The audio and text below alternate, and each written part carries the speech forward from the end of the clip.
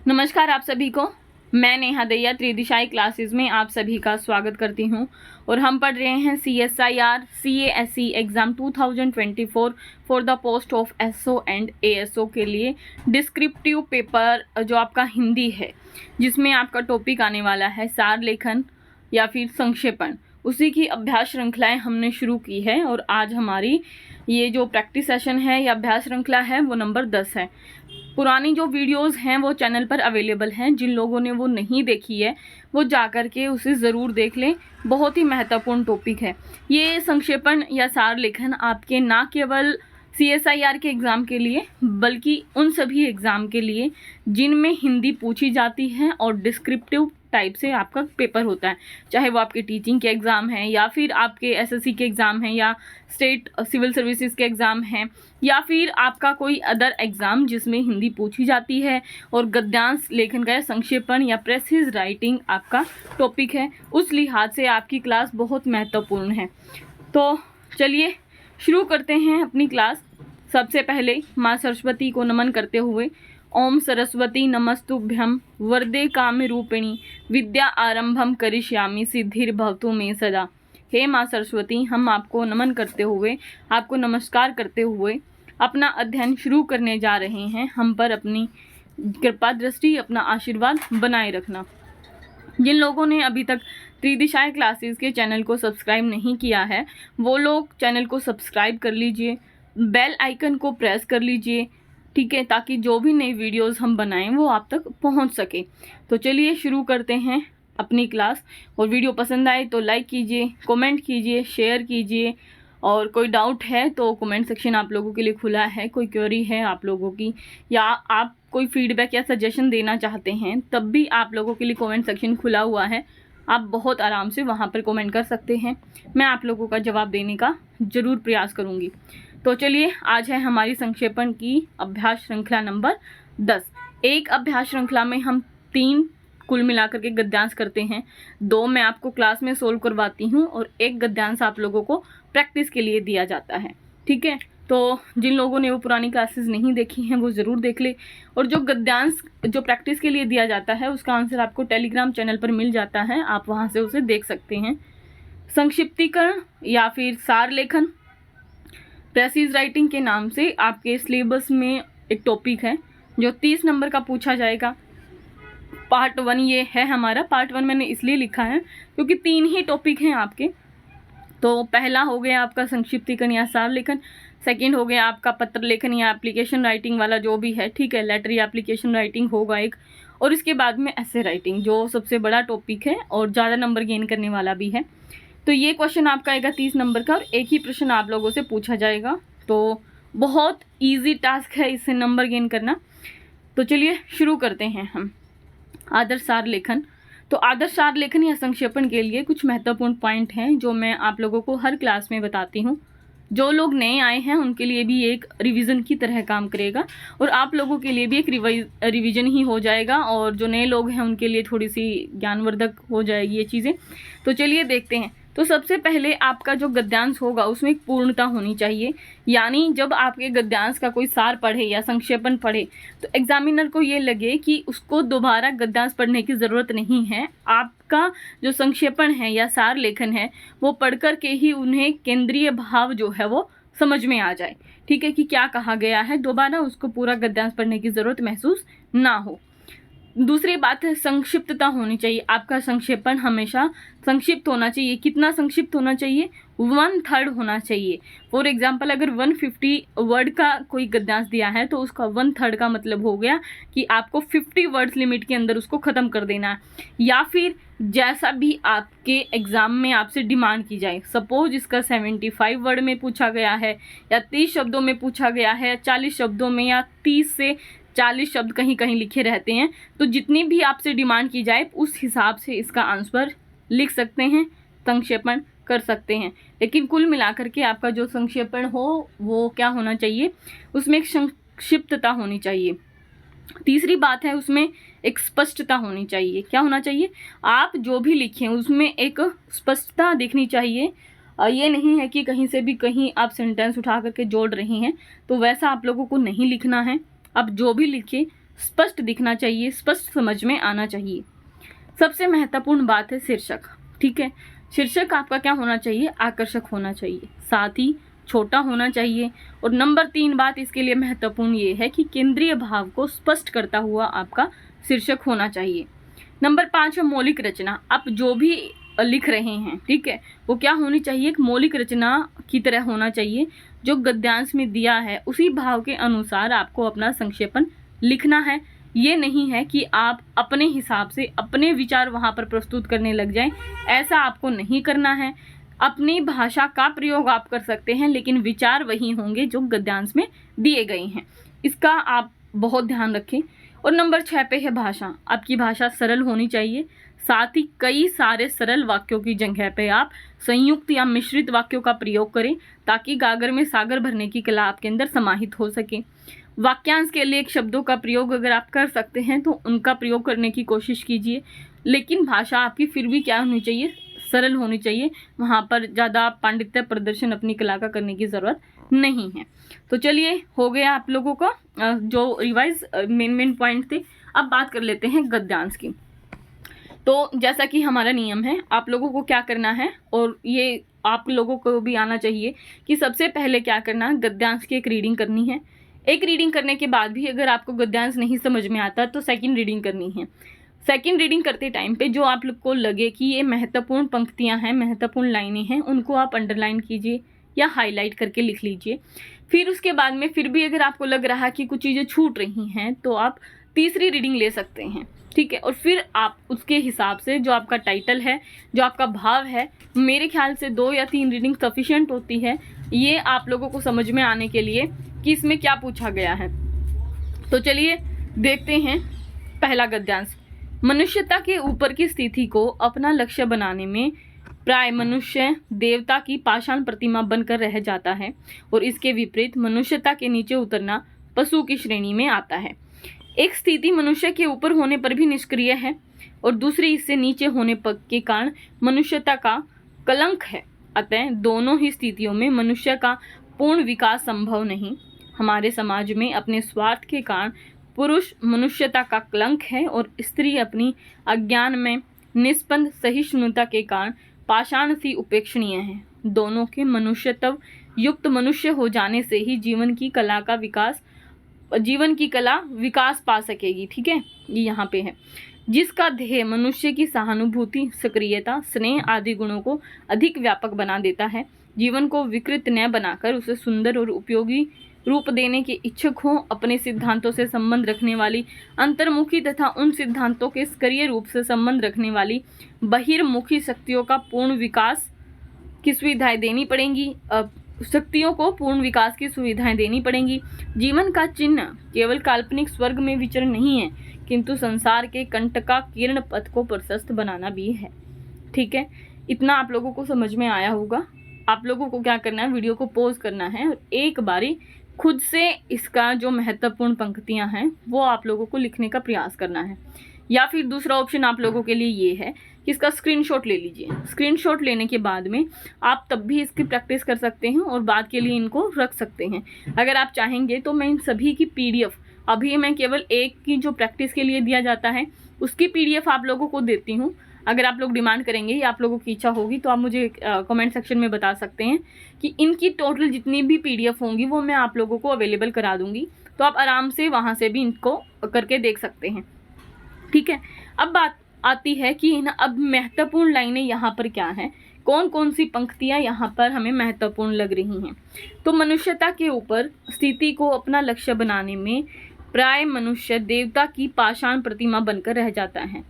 यानी जब मनुष्य अपन, एक मानवता होती है और मानवता को मतलब एक होता है ना, कोई आदमी ज़्यादा ही महान बनता है, यानी बहुत देवता बनने की कोशिश करता है, इतनी अच्छाइयाँ हैं उनके अंदर या अच्छाइयाँ अपनाने की कोशिश करता है, लेकिन उस अच्छाइयों को अपनाने में वो क्या होता है, देवता की एक पाषाण प्रतिमा बनकर रह जाता है। यानी अपनी एक लेवल होता है ना मनुष्य का कि यहाँ तक इंसान की सहन करने की क्षमताएं होती हैं। ठीक है, अब इससे ऊपर अगर कोई जा रहा है, कुछ और चीज़ों को अपना रहा है अपने अंदर, तो वो क्या है, देवत्व की तरफ बढ़ रहा है। तो ऐसी स्थिति में मनुष्य क्या है, देवता की एक पाषाण प्रतिमा बनकर रह जाता है। और ये मान लिया एक लेवल है मनुष्यता का। अब उसके बाद में यहाँ से यहाँ तक का एक पैमाना फिट बैठता है, लेकिन अगर उसके नीचे गिर करके कोई काम करता है तो फिर हम उसे क्या कहेंगे, बहुत ही नीच स्तर का प्राणी है।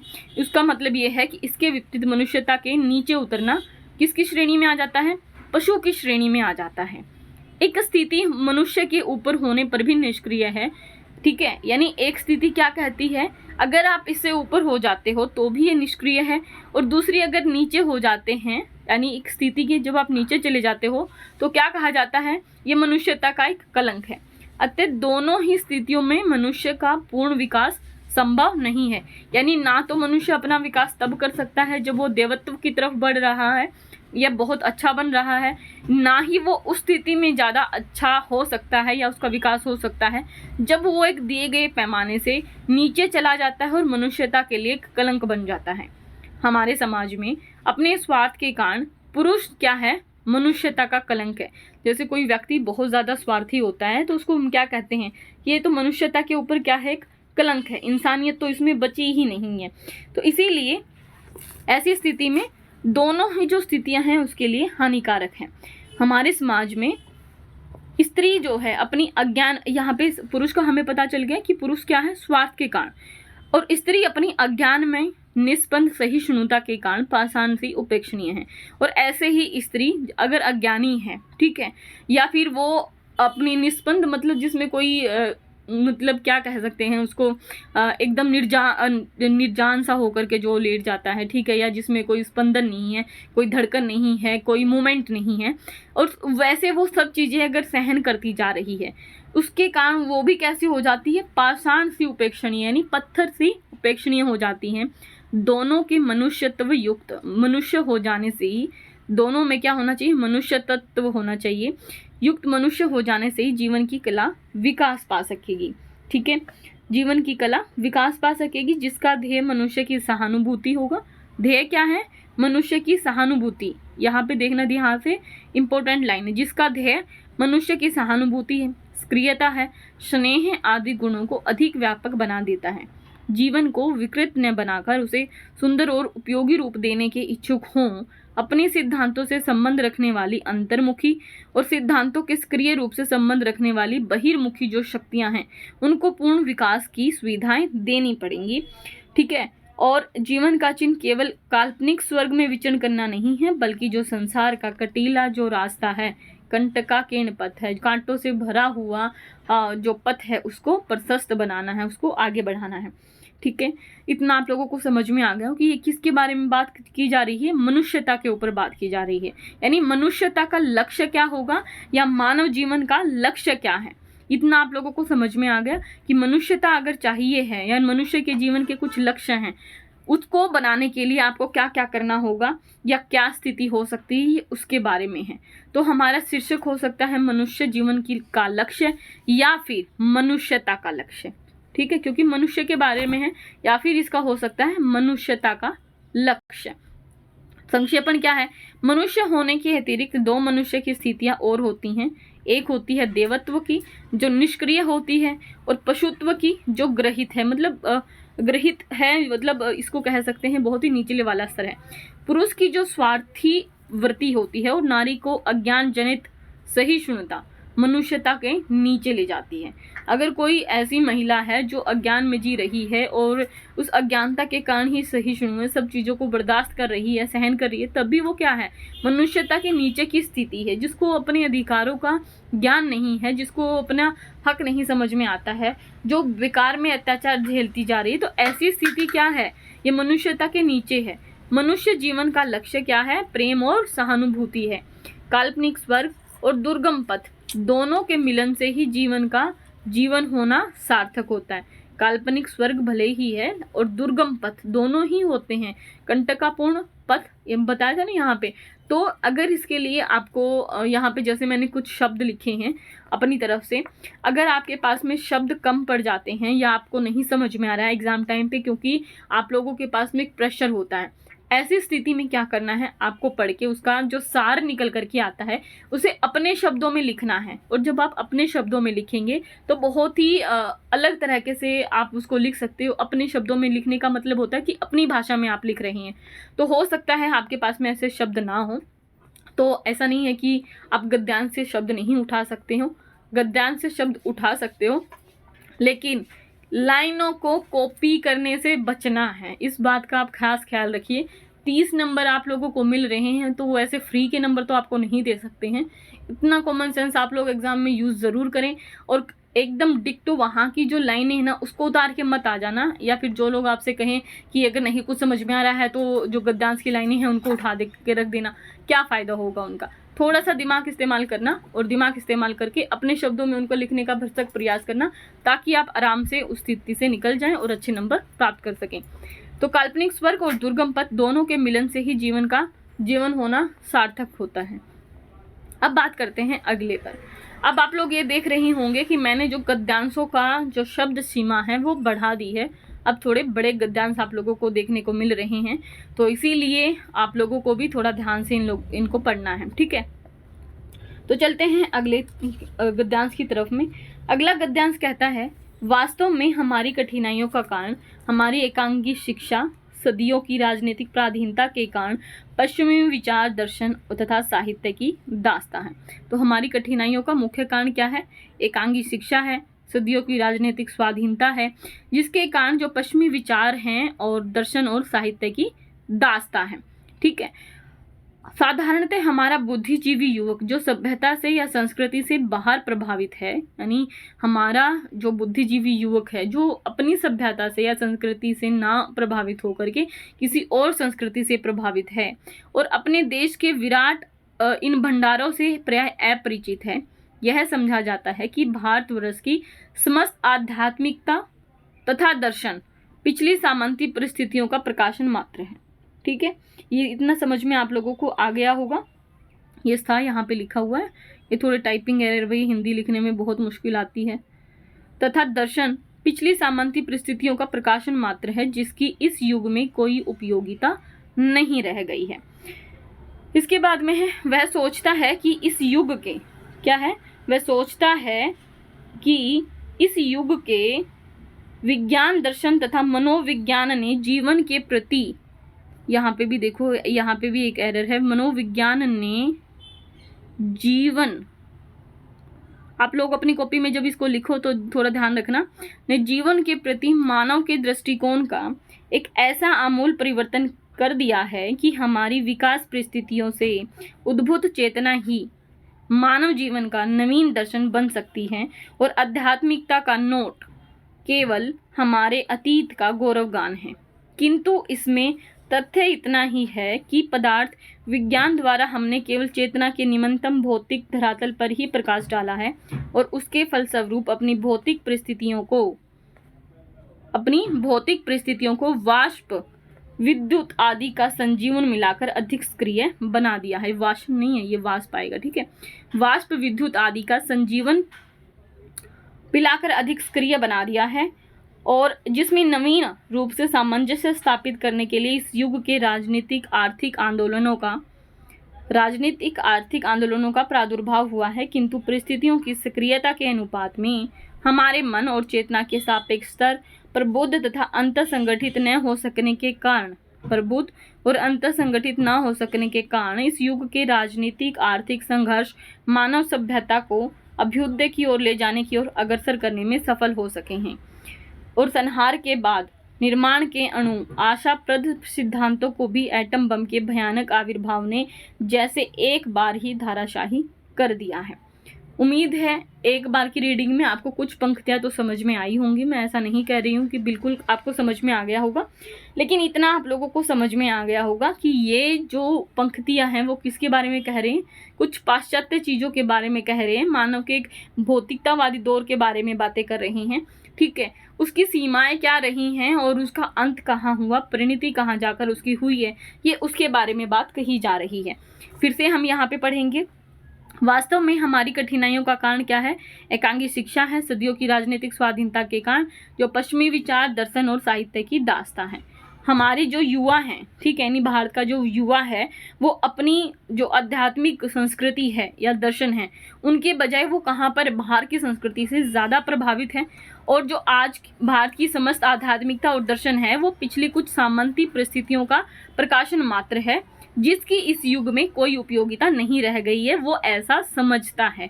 कौन समझता है? भारत का युवा समझता है। वह सोचता है कि इस युग के विज्ञान, दर्शन और मनोविज्ञान ने जीवन के प्रति मानव के दृष्टिकोण का ऐसा आमूल परिवर्तन कर दिया है कि हमारी जो विकास की परिस्थितियां हैं, उनसे उद्भूत चेतना ही मानव जीवन का नवीन दर्शन बन सकती है। यानी आज का मनुष्य, आज का युवा, आज की जो जनसंख्या है वो क्या है? भौतिकतावादी की दौड़ में बढ़ रही है। विज्ञान पर हमारा ज़्यादा यकीन है और हम आध्यात्मिक जो दर्शन है, जो चिंतन हमारी सदियों की परंपरा रही हैं, उन सब को व्यर्थ समझते हैं। ठीक है, और आध्यात्मिक का नोट केवल हमारे अतीत का एक गौरवगान बनकर रह गया है। लेकिन इसमें जो तथ्य है, हैरान कर देने वाली बात क्या है? इसमें हैरान करने वाली बात यह है कि पदार्थ विज्ञान के द्वारा हमने केवल चेतना के निम्नतम भौतिक धरातल पर ही प्रकाश डाला है और उसके फलस्वरूप अपनी भौतिक परिस्थितियों को वाष्प, विद्युत आदि का जो संजीवन पिलाकर अधिक सक्रिय बना दिया है। समझ में आई ये बात? कि हमें ये लग रहा है कि जो डेवलपमेंट हो रहा है, ठीक है, वो डेवलपमेंट साइंस की वजह से हो रहा है, जिसके प्रति हमारा जो मानव का जो दृष्टिकोण है विज्ञान के प्रति या मनोविज्ञान के प्रति, वो एक बदल गया है। ठीक है, हमें ये लग रहा है कि जैसे वाष्प विद्युत का मतलब जैसे इंजन चला करके, पानी से बिजली बना करके, इन सब चीज़ों से क्या हुआ है, एक हमारे जीवन को एक संजीवनी मिली है, जिसमें नवीन रूप से सामंजस्य स्थापित करने के लिए इस युग के राजनीतिक और आर्थिक आंदोलनों का एक प्रादुर्भाव हुआ है, उत्पन्न हुए हैं। लेकिन परिस्थितियों की सक्रियता के अनुपात में हमारे मन और चेतना के सापेक्ष स्तर प्रबुद्ध तथा अंतःसंगठित न हो सकने के कारण युग के राजनीतिक आर्थिक संघर्ष मानव सभ्यता को अभ्युदय की ओर ले जाने में या अग्रसर करने में सफल हो सके हैं। अंतःसंगठित ना हो सकने के कारण ऐसा हुआ है। और संहार के बाद क्या हुआ? निर्माण के अणु आशाप्रद जो सिद्धांत थे उनको भी क्या किया? इस भौतिकतावादी जगत में हमने इसकी परिणति क्या देखी? एटम बम, और ऐसी खतरनाक चीजें बनाई कि एक ही बार में सब चीजें ध्वस्त कर दी। तो हमारे हिसाब से इसका क्या हो सकता है शीर्षक? पाश्चात्य भौतिकवाद, उसकी सीमा और परिणति क्या हुई।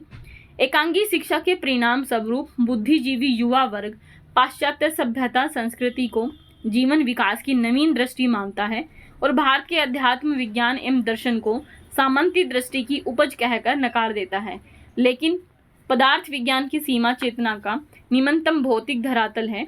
इसी का परिणाम है कि विश्व अनेक राजनीतिक आर्थिक आंदोलनों से ग्रसित है और 2 विश्व युद्धों को झेल चुका है। एटम बम के आविष्कार के निर्माण के सिद्धांत को नष्ट कर दिया गया है। ठीक है, तो ये हमारा आज का गद्यांश है। या इसकी जगह पर आप एक लाइन और लिख सकते हो कि एटम बम के आविष्कार ने मनुष्यता का जो सिद्धांत था, क्योंकि सब कुछ धराशायी हो गया ना, तो मनुष्यता के सिद्धांत को नष्ट कर दिया है। क्योंकि उसमें यही लिखा है, पिछले गद्यांश में आप जाओगे कि संहार के बाद निर्माण के अणु आशाप्रद सिद्धांतों को एटम बम के भयानक जो आविर्भाव है उसने एक बार में ही धराशाही कर दिया है। ठीक है, ये इस गद्यांश का सार था। उम्मीद है आप लोगों को समझ में आया होगा। आपके अनुसार जो भी इसका गद्यांश का सार हो सकता है वो आप लोगों को त्रिदिशाएं क्लासेस का जो चैनल है, टेलीग्राम चैनल, उस पर आप अपलोड कर सकते हैं अपने आंसर लिख करके। मैंने त्रिदिशाएं क्लासेस के चैनल का जो डिस्कशन ग्रुप है वो ऑन कर दिया है। तो जो लोग टेलीग्राम चैनल ज्वाइन कर रखा है, जिन लोगों ने पहले से, उन लोगों के लिए भी ये सूचना है। और जो लोग नए जुड़ना चाहते हैं और अपने आंसर्स भेजना चाहते हैं तो वहाँ पर आप इनके आंसर्स भेज सकते हैं। मैं आप लोगों का चेक जरूर करके आप लोगों को रिप्लाई करूँगी। अब ये आप लोगों का काम है, आप लोगों को इसको करना है। आंसर इसका टेलीग्राम चैनल पे मिल जाएगा आप लोगों को। फिर भी मैं इसकी एक रीडिंग आप लोगों के लिए दे देती हूँ ताकि इसमें जो भी टाइपिंग एरर होंगे वो आप लोगों को समझ में आ जाए और आप उसको ठीक कर सकें। तो पढ़ते हैं। कविता केवल वस्तुओं के ही रूप रंगों में सौंदर्य की छटा नहीं दिखाती, प्रत्युत कर्म और मनोवृत्ति के भी अत्यंत मार्मिक दृश्य सामने रखती है। वह जिस प्रकार विकसित कमल, रमणी के मुखमंडल आदि का सौंदर्य मन में लाती है, उसी प्रकार विदारता, वीरता, उसी प्रकार यहाँ पे ये है वीरता, त्याग, दया, प्रेम, उत्कर्ष इत्यादि जो मनुष्य की जो मनोवृत्तियाँ हैं, ठीक है, इत्यादि मनोवृत्तियों का सौंदर्य भी मन में लाती है। उसी प्रकार उदारता, वीरता, त्याग, दया, ये 2 बारी लाइन हो गई है, इत्यादि कर्मों और मनोवृत्तियों का सौंदर्य मन में लाती है। यहाँ से ये लाइन दोबारा लिखी गई है तो आप लोग इसको देख लीजिएगा। ठीक है, डबल लाइन हो गई है ये। जिस प्रकार वह सबको नोचते हुए कुत्ते और जो श्रृंगाल होते, गिद्दड़ होते हैं, उनके विभत्स व्यापार को झलक दिखाती है, उसी प्रकार क्रूरों की हिंसा वृत्ति और दुष्टों की ईर्ष्या आदि की कुरूपता से भी क्षुब्ध करती है। इस कुरूपता का अवस्थान सौंदर्य की पूर्ण और स्पष्ट अभिव्यक्ति के लिए समझना चाहिए। जिन मनोवृत्तियों का अधिकतर बुरा रूप हम संसार में देखा करते हैं, उनका भी सुंदर रूप कविता ढूंढ कर दिखाती है। 10 कंद निधनकारी राम के क्रोध के सौंदर्य पर कौन मोहित ना होगा। जो कविता रमणी के रूप माधुर्य से हमें तृप्त करती है, वही इसकी अंतर्वृत्ति की सुंदरता का आभास देकर हमें मुग्ध करती है। जिस बंकिम की लेखनी ने गढ़कर बैठी हुई राजकुमारी तिलोत्तमा की अंग प्रत्यंग की सुषमा को अंकित किया है, उसी ने नवाब नंदिनी आयशा के अंतर की अपूर्व सात्विक ज्योति की झलक दिखाकर पाठकों को चमत्कृत किया है। जिस प्रकार बाह्य प्रकृति के बीच वन, पर्वत, निर्झर आदि के रूप विभूति से हम सौंदर्य मगन होते हैं, उसी प्रकार अंत प्रकृति में दया, दाक्षिण्य, श्रद्धा, भक्ति आदि वृत्तियों की स्निग्ध शीतल आभाएं लहराता हुआ पाते हैं। यदि कहीं बाह्य और आभ्यंतर दोनों सुंदर पुरुष की धीरता, वीरता, सत्य, प्रियता आदि तथा किसी रूपवती स्त्री की कुशलता, कोमलता और प्रेम प्रण आदि भी सामने रख दी जाएं, तो सौंदर्य की भावना सर्वांगपूर्ण हो जाती है। तो ये था आपका गद्यांश। आप लोगों को वीडियो पॉज करके इसका स्क्रीनशॉट लेते हुए या फिर जैसे भी आप लोग चाहें, इसका जो टाइटल है वो, साथ ही इसका जो सारांश हो सकता है या संक्षेपण हो सकता है, या फिर जो आप अपने हिसाब से जो लिखना चाहें, इसकी जो महत्वपूर्ण पंक्तियाँ, इसका केंद्रीय भाव, वो आप लोगों को कमेंट सेक्शन में लिखना है। या कमेंट सेक्शन में नहीं लिखना चाहते हैं तो त्रिदिशाएं क्लासेस का एक टेलीग्राम चैनल है ये, ठीक है। इसका जो डिस्कशन ग्रुप है वो मैंने ऑन कर दिया है, लिंक उसका डिस्क्रिप्शन बॉक्स में भी मिल जाएगा। साथ ही त्रिदिशाएं क्लासेस के टेलीग्राम चैनल पे आप जब जाओगे तो वहाँ पे एक डिस्कशन ग्रुप का लिंक भी मैंने प्रोवाइड किया है। आप वहाँ से भी इन चीज़ों को देख सकते हो, वहाँ पे अपलोड कर सकते हो। PDF मैं इसके बाद में आप लोगों को 7 बजे तक अपलोड कर दूँगी, तो आप वहाँ से आराम से इसको सोल्व कर सकते हो, ठीक है। या फिर अभी कोशिश करूँगी साथ में ही अपलोड कर दूँ, जिन लोगों को यानी जब भी आप लोग देखें तो उसका आंसर एक बार चेक वहाँ से भी आप कर सकते हैं। तो 10 क्लासेस हम लोगों ने कर ली है। अब इसके बाद में हम कल से पढ़ेंगे निबंध श्रृंखला। पत्र लेखन की क्लासेस ऑलरेडी चल रही है, उसको मैं थोड़ा रुक के करवा रही हूँ, क्योंकि थोड़ा टाइम की मेरी भी शॉर्टेज रहती है, मुझे भी कई सारे काम हैं। तो आप लोग इसका थोड़ा सा ध्यान रखें। और हाँ, प्लीज़ त्रिदिशाएं क्लासेस के चैनल को सब्सक्राइब जरूर कर लीजिए, ये आपके लिए बहुत बेनिफिशियल होने वाला है।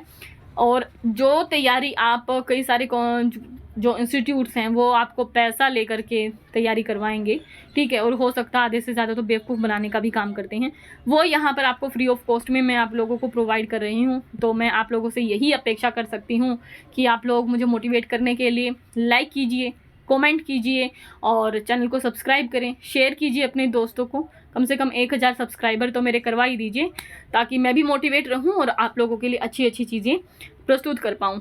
तो चलिए मिलते हैं हम अगली क्लास में। अगली हमारी क्लास होगी निबंध की। बहुत महत्वपूर्ण क्लास आप लोगों की रहने वाली है, क्योंकि 100 नंबर की यहाँ पर बात है और सबसे बड़ी फाइट निबंध के ऊपर ही है। तो कल बहुत महत्वपूर्ण क्लास रहने वाली है। तो मिलते हैं कल की क्लास में, तब तक के लिए ख्याल रखिए, पढ़ते रहिए, आगे बढ़ते रहिए। धन्यवाद।